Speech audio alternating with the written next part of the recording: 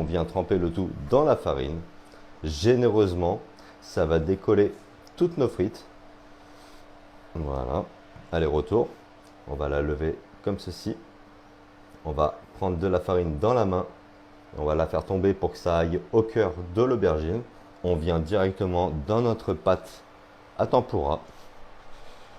Allez, et retour.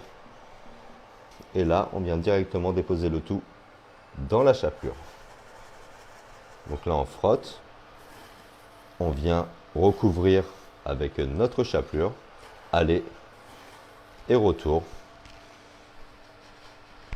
On va mettre tout ça vers le haut et on va faire pénétrer la chapelure jusqu'au centre. Parfait. Une fois qu'on est comme ça, on est plutôt pas mal. C'est le moment pour moi d'aller en friture.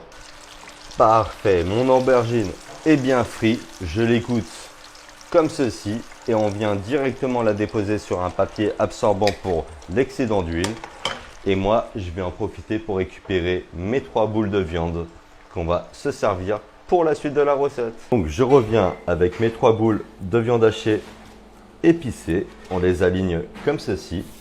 Et avec un deuxième papier sulfurisé que je dépose par-dessus gentiment. On va utiliser un rouleau à pâtisserie pour venir écraser le tout pour créer une feuille régulière. Voilà, j'ai fini de rouler ma viande hachée comme ceci.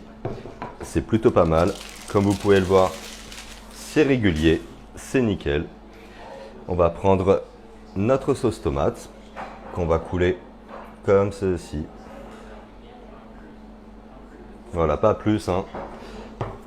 Et avec une petite palette, je viens étaler le tout délicatement.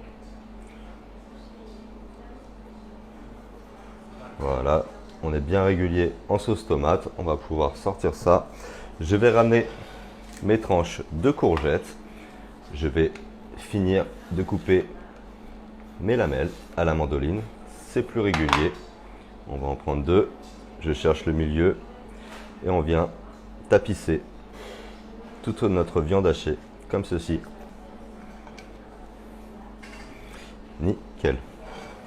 C'est le moment pour moi d'ajouter de la mozzarella que j'ai coupée en tranches, en fines tranches, hein.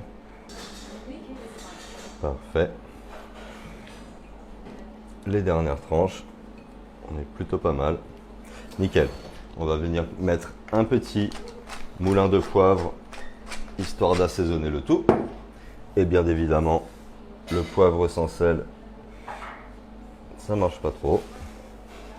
Parfait. On va maintenant ajouter des petites feuilles de basilic ici et là, un petit peu partout, aléatoirement, histoire que ça soit homogène en dégustation. Voilà, on va s'arrêter là. Et là, regardez bien, je prends mon papier sulfurisé, je fais un premier pli, comme ceci, on vient appuyer et on vient rouler le tout, bien serré, proprement, jusqu'au bout. Voilà, mon rouleau est fin prêt, on va pouvoir le dérouler gentiment. On enlève le papier sulfurisé délicatement. Je récupère mon rouleau à la main, comme ceci. On va mettre la face arrière sur le dessous. Voilà, parfait, au milieu de ma pâte à pizza. Une fois qu'on est ici, on va pouvoir prendre 2 couteaux et être régulier sur les coupes, comme ceci. Nickel. Une fois qu'on est ici, on est plutôt pas mal. C'est le moment pour moi de faire un joli tressage. Une fois à gauche, une fois à droite. Une fois à gauche, une fois à droite.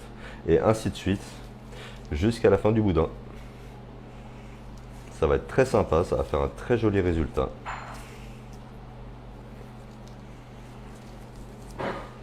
Parfait. Et on finalise comme ceci. Voilà. Je vais m'aider avec le papier sulfurisé pour pouvoir récupérer mon boudin pour le placer sur ma plaque de cuisson délicatement, encore une fois. Et avec un petit peu de dorure, c'est-à-dire un œuf battu mélangé, On vient dorer le tout uniformément, régulièrement.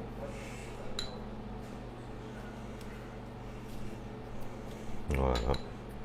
Ça va donner une jolie couleur à la cuisson. On est plutôt pas mal. C'est pour moi le moment d'ajouter quelques graines de sésame qui font le rappel au burger. Parfait. Et on va pouvoir placer le tout au four pour 35 minutes à 180 degrés. À tout à l'heure. Et voilà, on va pouvoir passer au montage final. Je vais mettre mes chips d'aubergine directement comme ceci dans mes bols de fleurs de courgettes. C'est magnifique, c'est croustillant, ça donne envie. Et j'ai plus qu'à vous dire bonne dégustation. À vos papilles.